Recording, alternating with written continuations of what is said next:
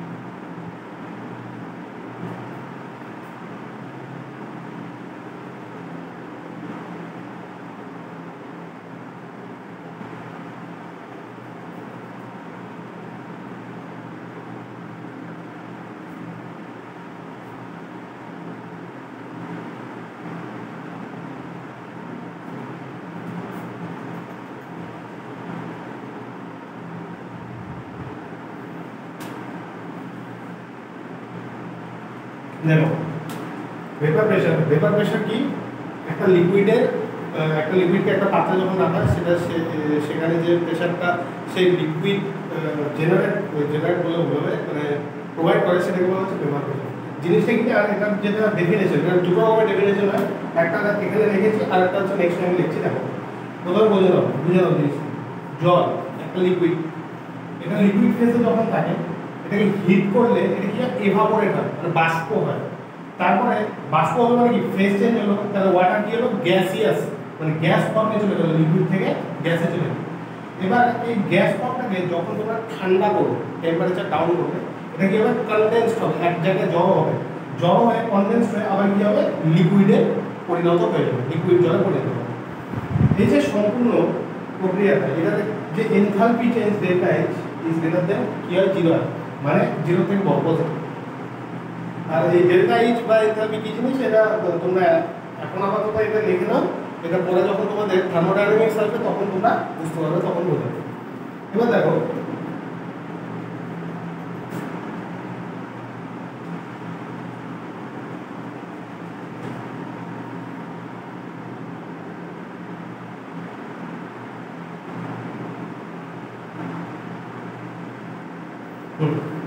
এটা আমরা একটা পাত্র নিয়েছি, একটা বিকার বা অন্য কোনো একটা পাত্র যেটা চারপাশ দিয়ে বন্ধ, এখানে আমরা জল বা অন্য কোনো একটা লিকুইড নিয়েছি। এই আমি এতখানির মধ্যে একটা এটা হচ্ছে একটা মলিকিউল দেখাচ্ছি, সেটা হচ্ছে এখানে যে লিকুইডটা রাখা আছে সেটা একটা মলিকিউল। এই মলিকিউলটার মধ্যে নেট ফোর্স কি, নেট ফোর্স ভিতরে যে ফোর্স, যত রকমেরই ফোর্স লাগছে, এটা ফোর্স অফ অ্যাট্রাকশন হোক মলিকিউলের মধ্যে, বা অন্য কোনো অ্যাট্রাকটিভ ফোর্স হোক বা রিপালসিভ ফোর্স হোক, সব ফোর্স মিলিয়ে এটার উপর নেট ফোর্স জি।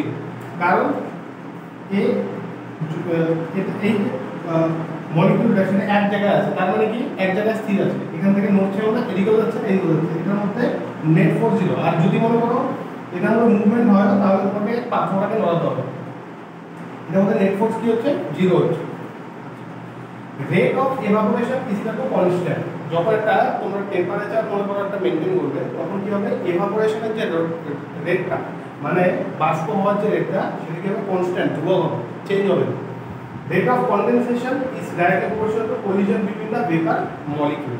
কিন্তু এভাপোরেশনের তো কনস্ট্যান্ট, তোমরা একটা টেম্পারেচার মেইনটেইন করলে এভাপোরেট হতেই থাকবে। মানে যেমন জলকে তোমরা 100 ডিগ্রি পর্যন্ত কি বলবো টেম্পারেচার 100 ডিগ্রি চেঞ্জ করবে, 100 ডিগ্রি পর্যন্ত নিয়ে গেলে গরম করলে, তারপর জল বাষ্প হওয়া শুরু হবে। এবার এই যে বাষ্প হওয়াতে শুরু হলো 100 ডিগ্রির পরে, সেটা কিন্তু কনস্ট্যান্ট, সেটা বাড়বেও না কমবেও না। Rate of condensation K directly proportional to collision between the vapour molecule. এবার এই যে কনডেনসেশন হচ্ছে, কনডেনসেশনটা যেটা হচ্ছে সেটার যে রেটটা, মানে কতটা স্পিডে হবে, কত তাড়াতাড়ি হবে, সেটা কিসের উপর ডিপেন্ড করছে, সেটা হচ্ছে directly proportional to collision between the vapour molecule. এই যে ভেপার ফেজে যে জলের যে মলিকিউলগুলো আছে, এদের মধ্যে যে কলিজন আর ধাক্কা লাগে, সেটার উপরে ডিপেন্ড করছে যে সেটার উপর ডিপেন্ড করছে কনডেনসেশনের রেটটা। মানে যত বেশি মলিকিউল একসাথে ধাক্কা লাগবে, রেট অফ কনডেনসেশন ততটাই বেশি হবে। এবার যখন ইকুইলিব্রিয়াম মানে কি সাম্যাবস্থা, মানে এদিকে দেখো গ্যাসিয়াস ফর্মে যাচ্ছে, এদিকে যাচ্ছে লিকুইড ফর্মে, যখন দুই সাইডের রেট যখন সেম, সেটাকে আমরা কি করবো ইকুইলিব্রিয়াম, মানে যতটা ভেপার দিতে চাচ্ছে ততটাই আবার কনডেনসেশন হচ্ছে, এটাকে আমরা কি করবো ইকুইলিব্রিয়াম বা সাম্যাবস্থা। তখন কি হয় rate of evaporation is equal two rate of condensation হয়ে যায়, মানে ভেপার ইজ স্যাচুরেটেড। মানে কি এভাপোরেশনের মাধ্যমে কি গেল, বাষ্প হলো, বাষ্প হয়ে উপরে গেল, ভেপার ভেসে গেল। আর কনডেনসেশনের মাধ্যমে কি বাষ্পটা আবার ঠান্ডা হয়ে নিচে আসলো লিকুইড ফর্মে। বাট যতটা বাষ্প হয়ে উপরে গেল, কনডেনসেশন হওয়ার পরে ঠান্ডা হয়ে ততটাই আবার লিকুইডে কনভার্ট হয়ে গেল। তার মানে ভেপার ফেজে কিন্তু আর মানে কি বলবো, মানে এই গ্যাসিয়াস H2O এর পরিমাণ কমছে না, যতটা নামছে আবার ততটা উঠে যাচ্ছে। তার মানে কি এটাকে ভেপার ইজ স্যাচুরেটেড বলা, মানে এর থেকে বেশি এর ক্ষমতা নেই, মানে এর থেকে বেশি এই এভাপোরেশনের মাধ্যমে যেটা গ্যাসিয়াস H2O হবে সেটাকে ধরে রাখার ক্ষমতা নেই, মানে স্যাচুরেটেড, যতটুকু ক্ষমতা ছিল অতটুকু ধরে নিয়েছে। এবার একটা মানে যতটা ক্যাপাসিটি ছিল তার উপরে যখন আমরা দিচ্ছি, তখন কি করছে সে অটোমেটিক কনডেনসেশন করে নিয়ে আবার নামিয়ে দিচ্ছে। তার মানে যখন ইকুইলিব্রিয়াম, যখন সাম্যাবস্থা কখন ক্রিয়েট হবে, যখন ভেপার স্যাচুরেটেড হবে, মানে যতটা তুমি ভেপারে পাঠালে ঠিক ততটাই স্যাচুরেশন হয়ে গেল, মানে এর থেকে বেশি ও ভেপার ভেজায় রাখতে পারছে না। তার উপরেও তুমি আরো গরম করে করে পাঠালে 100 ডিগ্রি টেম্পারেচার এখনো রেখেছো, বাষ্প হয়ে যাচ্ছে, তখন কি করবে, যতটা এক্সেস হচ্ছে সেটাকে আবার ঠান্ডা করে নামিয়ে দিচ্ছে। তার মানে যখন ইকুইলিব্রিয়াম থাকে তখন rate of evaporation is equal two rate of condensation হবে। এবার এটাকে বলা হয় কি ইকুইলিব্রিয়ামে, এটাকে বলা হচ্ছে ভেপার ইজ স্যাচুরেটেড। ভেপার হচ্ছে স্যাচুরেটেড হয়ে গেছে, মানে ভেপারের মধ্যে যতটা ভেপার ধরে রাখার ক্ষমতা ততটা চলে গেছে, তার মধ্যে আর যাবে। এবার এটা গ্রাফটা দেখে নাও। গ্রাফটা হচ্ছে, এটা হচ্ছে ইভাপোরেশনের গ্রাফ, এটা হচ্ছে কনডেনসেশনের গ্রাফ। এই যে একটা পয়েন্ট সময়ের সাথে, এই পয়েন্টটাকে বলা হচ্ছে ইকুইলিব্রিয়ামের ক্ষেত্রে, এটা হচ্ছে ইকুইলিব্রিয়াম পয়েন্ট। এখানে ভেপার কি স্যাচুরেটেড, ইভাপোরেশনেরও রেট সেম আর কনডেনসেশনেরও রেট সেম। বোঝা গেল? এবার এখান থেকে যে এত কিছু যে হলো, এখান থেকে আমরা এটা যেটা মানে ডেফিনিশন সেটা কি বুঝতে পারি, the force exerted by vapors on walls of vessel and liquid surface at evaporation condensation equilibrium is called saturated vapor pressure or vapor pressure. The force exerted by vapor মানে যেটা তোমরা বাষ্প করে উপরে পাঠাচ্ছ টেম্পারেচার রাইজ করবে, on walls, এই যে এটার যে চারটা ওয়াল, এই ওয়ালের মধ্যে যে ফোর্সটা এক্সার্ট হচ্ছে অফ ভেসেল, যে ভেসেলের মধ্যে রেখেছো, এটা একটা বাটি হতে পারে বা একটা কাঁচের গ্লাস হতে পারে বা তোমাদের কাঁচের একটা বিকার হতে পারে, অ্যান্ড লিকুইড সারফেস, এবং এই যে লিকুইড সেটা যে সারফেসটা সেটার উপর অ্যাট এভাপোরেশন কনডেনসেশন ইকুইলিব্রিয়াম, যখন এই এভাপোরেশন আর কনডেনসেশনের ইকুইলিব্রিয়াম মানে ইকুইলিব্রিয়াম পয়েন্টে যখন দুটো থাকে তখন is called saturated vapour pressure. এটাকে কি বলা হয়? স্যাচুরেটেড ভেপার প্রেশার বলা হয়, অথবা শুধুমাত্র ভেপার প্রেশার বলা হয়। বোঝা গেল? আরেকবার বুঝে নাও, আরেকবার দেখিয়ে দিচ্ছি। জল, এটা আমরা লিকুইড হিসেবে জল নিয়েছি। জল লিকুইড ইভাপোরেশন করলে গ্যাসিয়াস হয়, কনডেনসেশন আবার ঠান্ডা করলে আবার লিকুইডে পরিণত হয়। এই যে এটা হচ্ছে একটা বিকার, এটার মধ্যে আমরা লিকুইড নিয়েছি। এই লিকুইডের যে মলিকিউল, এটার মধ্যে নেট ফোর্স 0, মানে আপাতত কোনো ফোর্স লাগছে। এবার আমরা কি করলাম, রেট অফ ইভাপোরেশন কনস্ট্যান্ট, মানে একটা টেম্পারেচার দিয়ে দিলে সেটার উপরে সেটা ইভাপোরেট হবে, মানে বাষ্প হতে থাকে। রেট অফ কনডেনসেশন কি করছে, directly proportional to collision between vapour molecule. Vapour যে মলিকিউল তাদের মধ্যে যে কলিশন হচ্ছে, ধাক্কা লাগছে, সেটার উপর ডিপেন্ড করছে যে রেট অফ কনডেনসেশন কতটা হবে। আর ইকুইলিব্রিয়াম যখন সাম্যাবস্থা থাকবে তখন কি হবে, rate of evaporation is equal two rate of condensation হবে, মানে ভেপার কি স্যাচুরেটেড, মানে ভেপার ফেজে যতখানি লিকুইডের মলিকিউল ধরে রাখার ক্ষমতা ততটুকু হয়ে গেছে। এবার তুমি যদি আরও পাঠিয়ে দাও ভেপার, তাহলে সেটাকে কী করবে, সে অটোমেটিক কনডেন্স করে আবার লিকুইডে কনভার্ট করে নিচে নামিয়ে দেবে। এই জন্য দেখো, rate of condensation direct proportional to collision between vapour molecule, আর রেট অফ ইভাপোরেশন কি কনস্ট্যান্ট। রেট অফ ইভাপোরেশন এখানে ছিল, এখন এখানে গেছে, সময়ের সাথে এটা কি কনস্ট্যান্ট, চেঞ্জ হয়ে গেছে। কনডেনসেশন কি এখানে 0 ছিল, প্রথমে 0 ছিল, যখন ভেপার ফেজে কিছু ছিল না তখন কি ছিল, কনডেনসেশন 0 ছিল। আস্তে আস্তে আস্তে আস্তে বাড়লো, বাড়লো কেন, এই যে collision between the vapour molecule বাড়ছে, ভেপার বাড়ছে, ভেপারের মলিকিউল বাড়ছে, ধাক্কাও বাড়ছে, এই জন্য কনডেনসেশনের রেটও বাড়ছে। একটা সময় আসার পরে ইভাপোরেশন আর কনডেনসেশন সেম এক পয়েন্টে আটকে গেল, তার বেশি ইভাপোরেশন হচ্ছে না, কনডেনসেশন হচ্ছে না, মানে কি যতটা ইভাপোরেট হওয়ার ছিল হয়ে গেছে। এবার তার বেশি যখন তুমি ইভাপোরেট করছো, বাষ্প বানাচ্ছ, সেটা তখন কি করছো, অটোমেটিক সেই বাষ্প এক্সেস যে বাষ্পটা যে তুমি এক্সট্রা বাড়ালে সেটাকে কনডেন্স করে ঠান্ডা করে আবার নিচের লিকুইড ফর্মে নামিয়ে দিচ্ছি, ওই জন্য ভেপার ইজ স্যাচুরেটেড বলা হয়। তাহলে আমরা এর থেকে কি বুঝতে পারি, আমাদের definition, the force exerted by vapour, ভেপারের দ্বারা যে ফোর্স এক্সার্ট করা হয় বা ফোর্স লাগানো হয় অন ওয়ালস, এই যে ভেসেলটা, পাত্রটা, এটার যে ওয়ালগুলো আছে ওয়ালের মধ্যে of vessel and liquid surface, এবং এই যে লিকুইডের যে সারফেস সেটার উপর, and evaporation condensation equilibrium, evaporation কনডেনসেশনের সাম্যাবস্থায় is called saturated vapour pressure or vapour pressure. বোঝা গেল?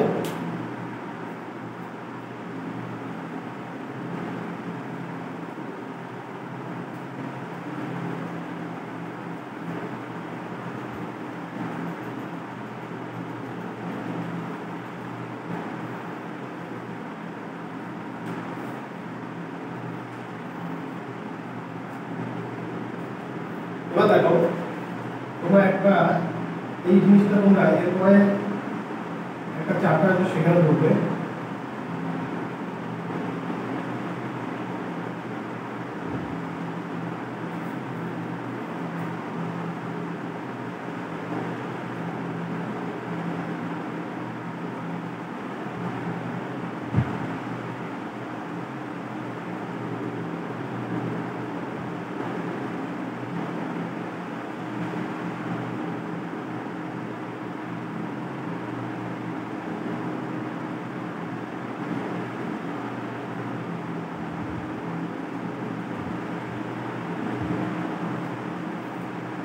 এ গ্যাসিয়াস আর বি গ্যাসিয়াস, এই দুটো কি ইকুইলিব্রিয়ামে বা সমাবস্থায় আছে, মানে এ বি তে কনভার্ট হচ্ছে, বি এ তে কনভার্ট হচ্ছে, দুটোই gaseous. A B equal to PV by PA, এখানে পি বি আর পি এ হচ্ছে partial pressure of A and B, ঠিক আছে।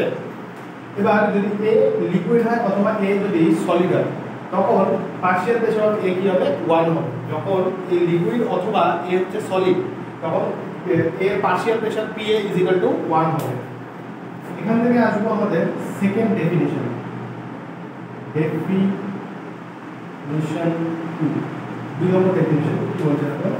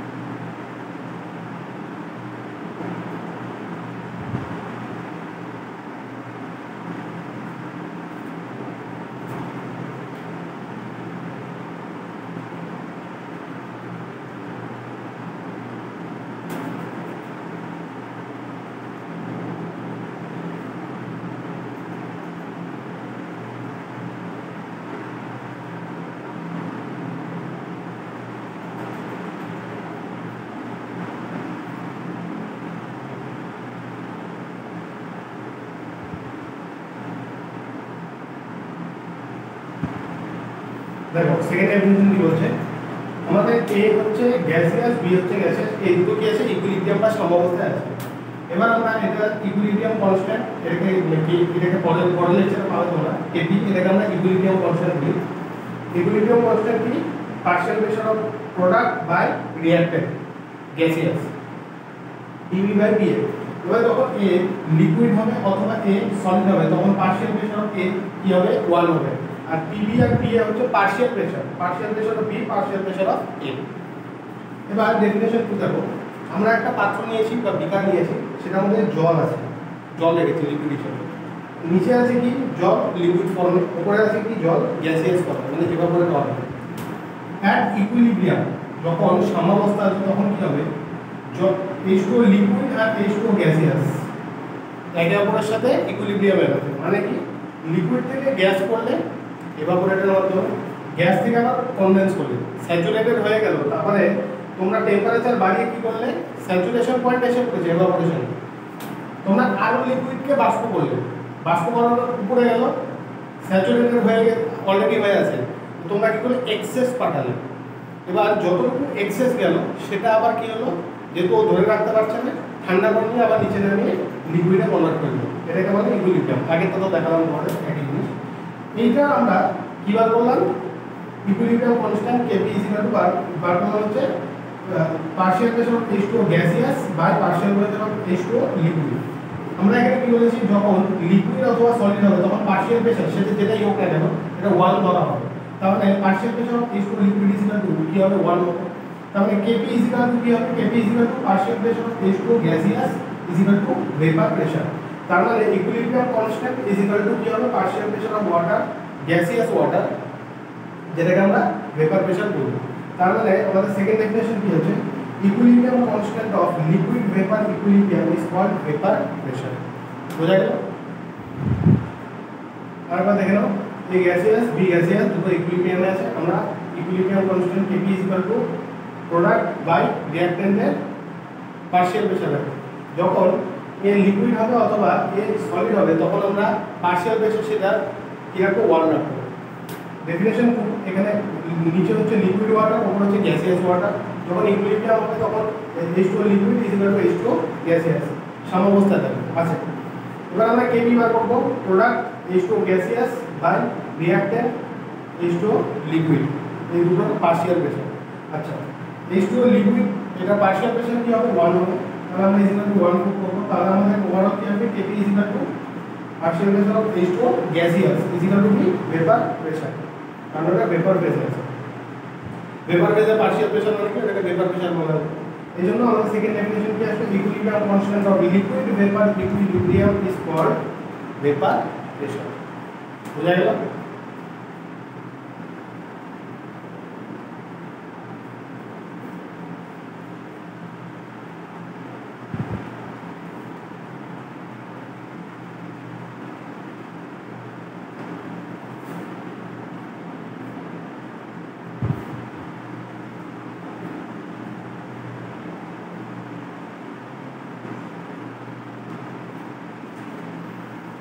এবার দেখো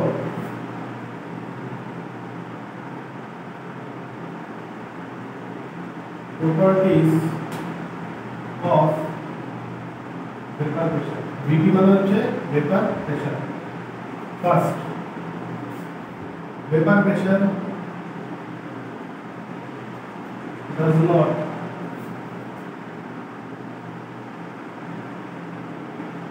depend on size of vessel,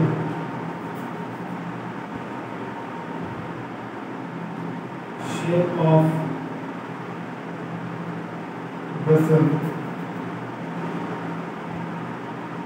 size of opening,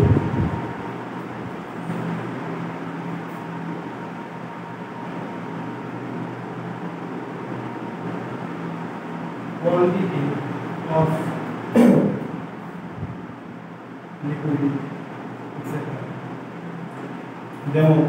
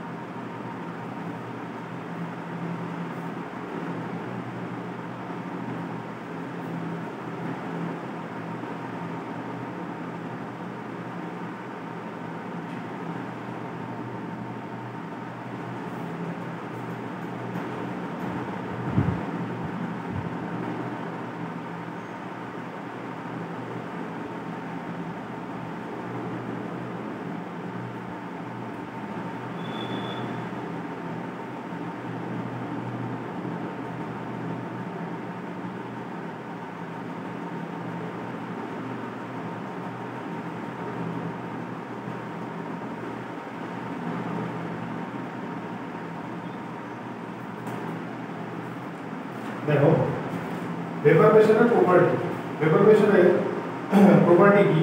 property হচ্ছে vapor pressure does not depend on size of vessel, shape of vessel, size of opening, quantity of liquid etc. কখন? যখন liquid same আর যখন temperature same, ঠিক আছে? Vapour pressure কতটা হবে, বেশি হবে না কম হবে, সেটা কোনোদিনও ভেসেল যেটার মধ্যে রেখেছো সেটার সাইজ অথবা সেটার যে আকারটা, shape of the vessel, size of the opening, কতটা মুখ খোলা আছে বা বন্ধ আছে বা কত বড় মুখ সেটা, অথবা কোয়ান্টিটি অফ লিকুইড মানে কোনোটাতে 1 লিটার কোনোটাতে হাফ লিটার, সেটার উপর ডিপেন্ড করবে। যতক্ষণ পর্যন্ত লিকুইড সেম ততক্ষণ পর্যন্ত তুমি যে পাত্রের মধ্যে, যেরকম সাইজের পাত্রের মধ্যেই তুমি লিকুইডটাকে রাখো না কেন, টেম্পারেচার সেম, তখনও পর্যন্ত ভেপার প্রেসার সেম হবে। মানে এখানে এত বড় মুখ আছে, এখানে এত ছোট, এখানে এত ছোট, এখানে এত বড় মুখ, এখানে এত বড় মুখ, এখানে 200 ml আছে, এখানে 100 ml, এখানে 500 ml, এখানে 250 ml, এখানে 1000 ml। প্রত্যেকটার ক্ষেত্রে ভেপার প্রেসার সেম হবে যখন এই লিকুইড এই পাঁচটার মধ্যে সেম এবং যেই টেম্পারেচার রাখা হয়েছে টেম্পারেচারে সেই টেম্পারেচারটা সেম। বোঝা গেল? আচ্ছা, vapour pressure depends on only two things.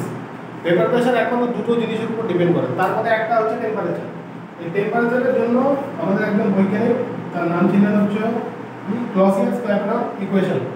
এটা একটা ইকুয়েশন, এটা হচ্ছে log P2/T1 is equal to delta H VAP by 2.303 R into T2 minus T1 by T1 into T2। এটা অ্যাজ ইট ইজ পরীক্ষায় আসতে পারে, মানে এই ইকুয়েশনটাই আসতে পারে, এটা থেকে হয়তো কোশ্চেন আসবে। আচ্ছা, আসলে তোমরা সলভ করতে পারবে, সেরকম বড় কোনো ক্যালকুলেশন হবে না। এবার এটাকে বলা হচ্ছে ক্লসিয়াস-ক্ল্যাপেরন ইকুয়েশন। এখানে T1 আর T2 হচ্ছে টেম্পারেচার, যেটাকে তোমরা কিসে রাখবে, কেলভিনে রাখবে, K মানে হচ্ছে কেলভিন।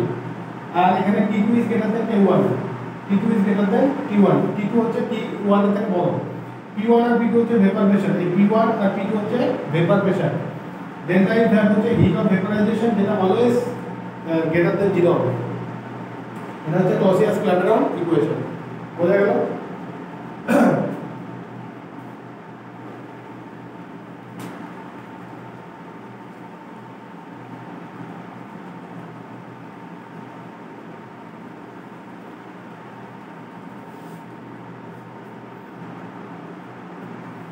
এবার দেখো এই টেম্পারেচারের একটা জিনিস দেখাচ্ছি।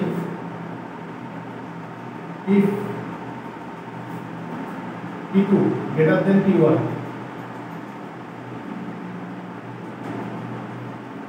তাহলে কি হবে, T2 minus T1 by T1 into T2 is greater than 0 and delta H vaporization by 2.303 R এটাও greater than 0 হবে। তাহলে log P2 by P1 greater than 0 হবে, তাহলে P2 by P1 greater than 1 হবে, তাহলে P2 greater than P1। তাহলে এর থেকে কনক্লুশন কি, on increasing temperature, vapor pressure of liquid increases। এখানে গ্রাফ নিয়ে এলো, আমাদের গ্রাফ দিয়ে দিচ্ছি।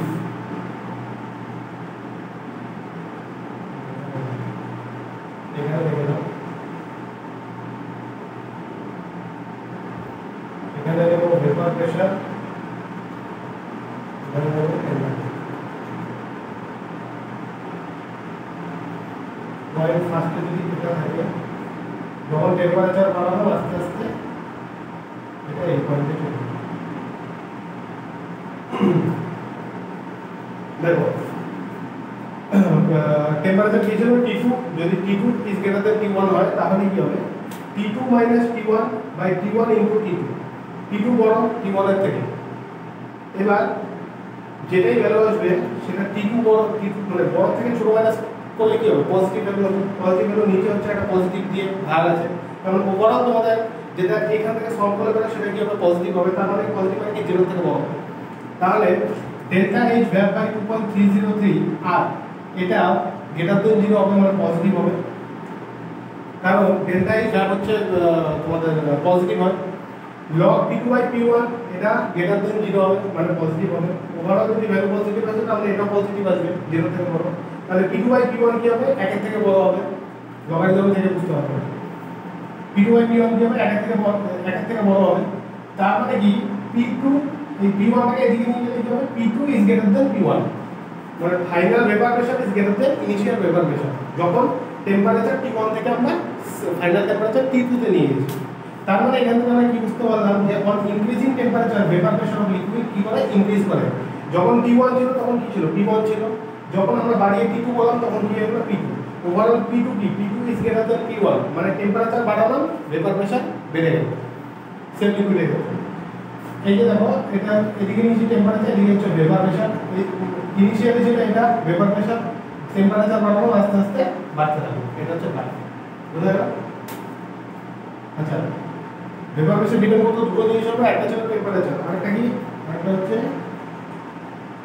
Nature of liquid. কি টাইপের লিকুইড তোমরা নিয়েছো সেটার উপর ডিপেন্ড করছে vapour pressure. Vapour pressure is inversely proportional to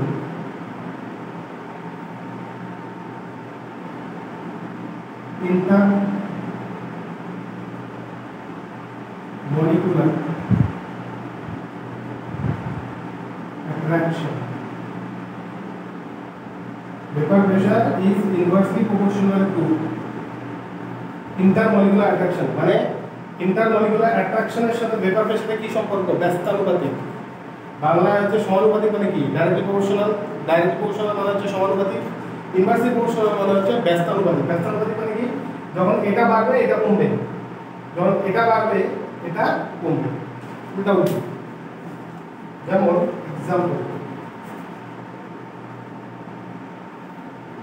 হিসেবে দেখো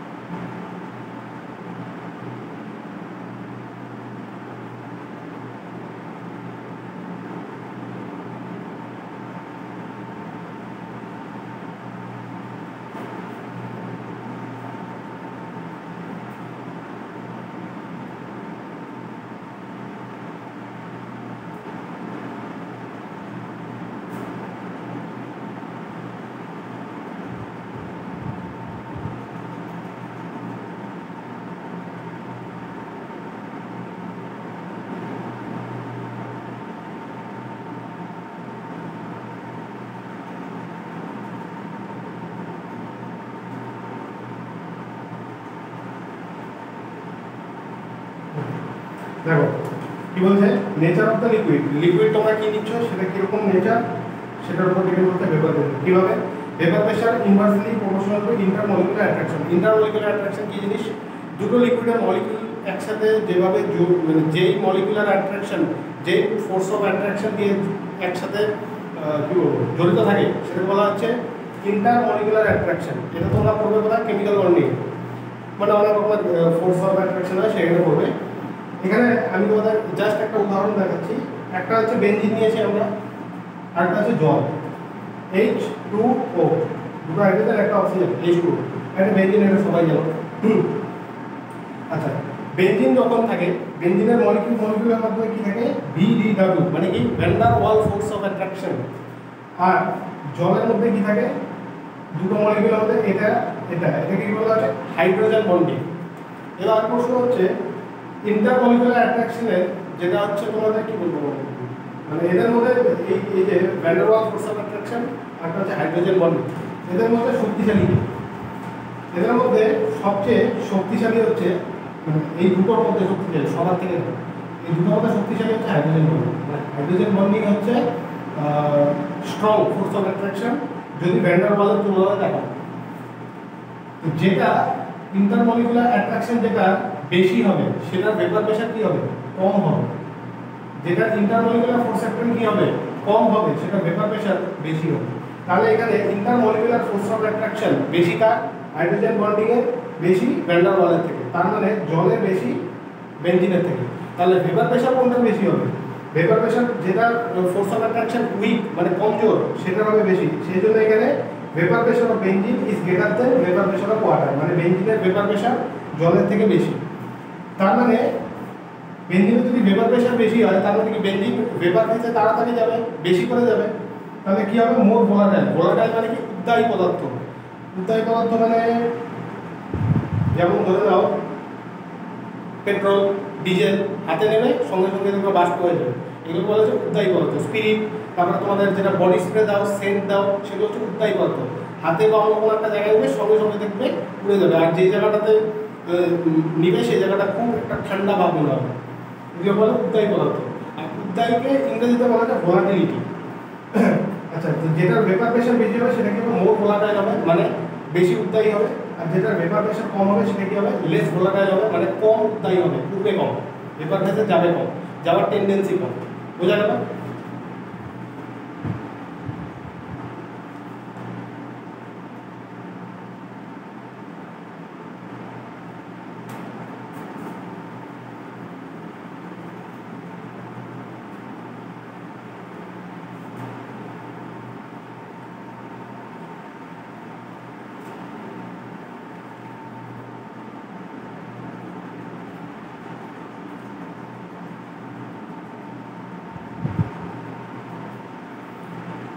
আজকে লেকচারটি এতটুকু থাকবে। তোমাদের ভেপার প্রেশারের বেসিক্স মানে ইন্ট্রোডাক্টরি পার্ট যেটা ছোটো ছোটো কমপ্লিট হলো। এরপর কয়েকটা কোশ্চেন করে আমরা আগাবো হচ্ছে রাউট লয়ের দিকে। তাহলে নোটগুলো তোমরা রিভাইজ করবে ভালো মতো। আর যদি তোমাদের কোনো ডাউট থাকে সেটা অবশ্যই কমেন্ট সেকশনে জানাবে আমাকে। যাওয়ার আগে all the best and thank you. আর আমি দুটো পোল দিয়েছিলাম আমার যে চ্যানেল, এই চ্যানেল এইভাবে যে কমিউনিটিতে, সেটা তো তোমরা ভোট দিতে পারো। আমি দুটো পোল রেখেছি, একটা আমি টেলিগ্রাম একটা গ্রুপ তৈরি করবো কিনা যেখানে তোমরা কোশ্চেন প্র্যাকটিস করতে পারবে বা তোমাদের কোশ্চেন বা নোট প্রোভাইড করতে পারবো। আর সেকেন্ড হচ্ছে যে তোমাদের কমিউনিটিতে যে কুইজ ফর্মে কোশ্চেন দেওয়া যায় সেখানে গিয়ে কোশ্চেন আপলোড করবো, যেটা তোমরা র্যাপিড রিভিশন হিসেবে ব্যবহার করতে পারবে। অবশ্যই তোমরা পোলে আনসারটা দিলে, আমি তোমাদের আনসারগুলো কনসিডার করব।